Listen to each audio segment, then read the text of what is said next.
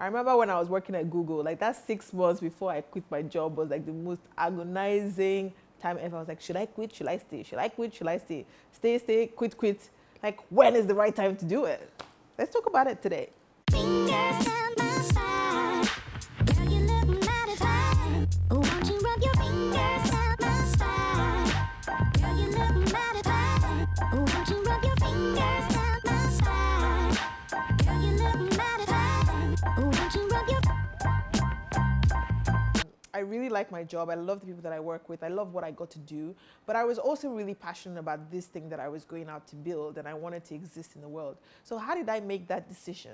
And how should you think about, leaving your side hustle if you're thinking about it? For me, in the end, it boiled down to something someone said to me once. And it was basically doing what I call a regret analysis.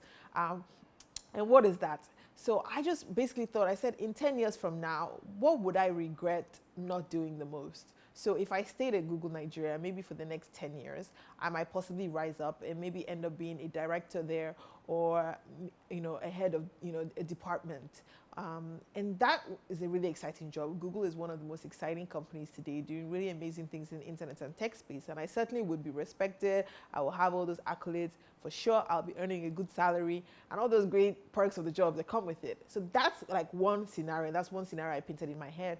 And the second thing was, okay, but what if I went on and I set up this thing and I was able to build something that I was passionate about, that I built from nothing, and I hired a bunch of people, and we were able to really do something and change the way that people shop for fashion in Nigeria.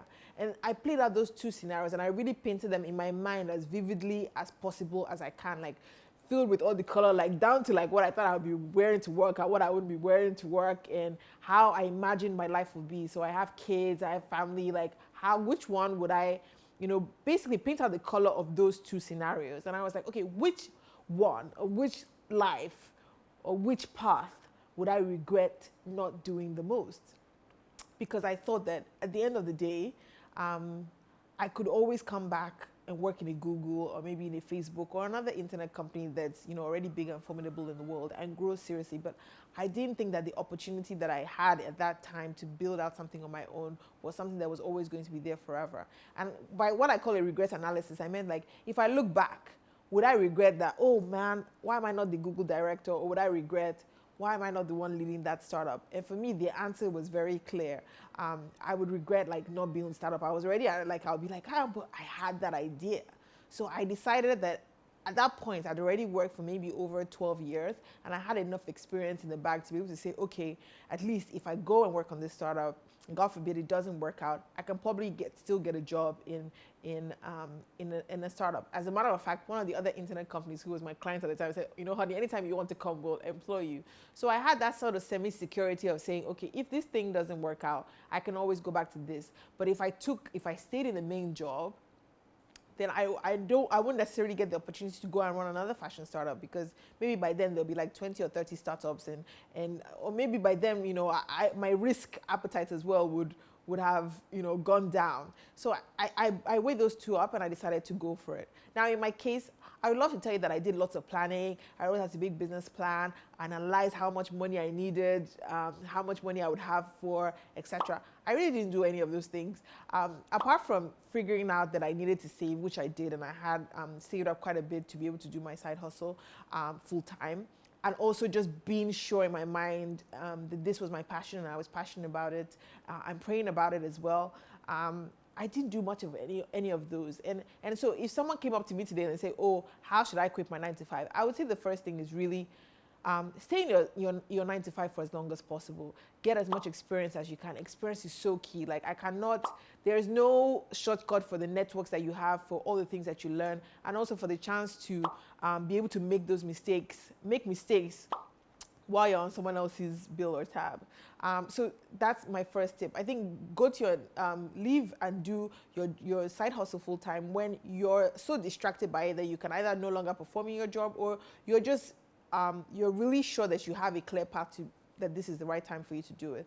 I think too, financially, make sure that you have enough money saved aside. And if you don't have enough money saved aside, then you need to come up with a plan of how to raise finance for this startup before. How do you figure out how much you need? It's very simple. You should be able to look, if you've been running your side hustle already, you already have a brief idea of what your operating costs look like, how much you personally need to survive, and how much you'll be paying the staff that you may hire or you've already hired. And that's really important to have a really clear idea of how much money do I need to be able to go and do this thing on my own without any sort of help. And if you don't have money, then you need to be looking at how do I find investors or how do I raise money. This can be debt or equity. We'll talk about this in the next episode. And 3, have a business plan. I know people say a business plan is it's not really important these days because the business environment is changing very quickly. I find that not to be the case. I think it's important to write 2 or 3 things down or PowerPoint slides on just on your vision, your mission, how you plan to accomplish it, and also your marketing plans, and really what you see, just put down the ideas from your head onto paper. It really helps to have something you can refer to even later in the business.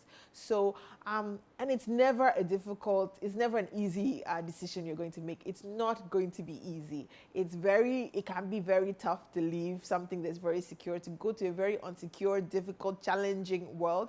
But it can really be, it can be one of the best decisions that you'll ever make. So I would say make sure that you stay in your job for as long as you can. Have a solid financial plan, have a solid business plan, and then once you have all of that, don't be afraid to go for it. The world is really your oyster, and especially in Nigeria, there's so many opportunities, but we all just need to, you need to just do it with a little bit of a plan and security around it. Thank you guys for tuning into this episode. I hope that really helped if you're thinking about doing your side hustle full time. It's never an easy decision, but I'm telling you, I'm really looking forward to hearing your stories on the amazing businesses you're building. Till next time, I look forward to hearing from you. And don't forget to subscribe to my channel if you're not doing that already. Leave comments below. Check out my blog, check out my email, and follow me on Instagram at Honey Ogundeyi and at Twitter at Honey Ogundeyi too. Till next time, thanks for tuning in.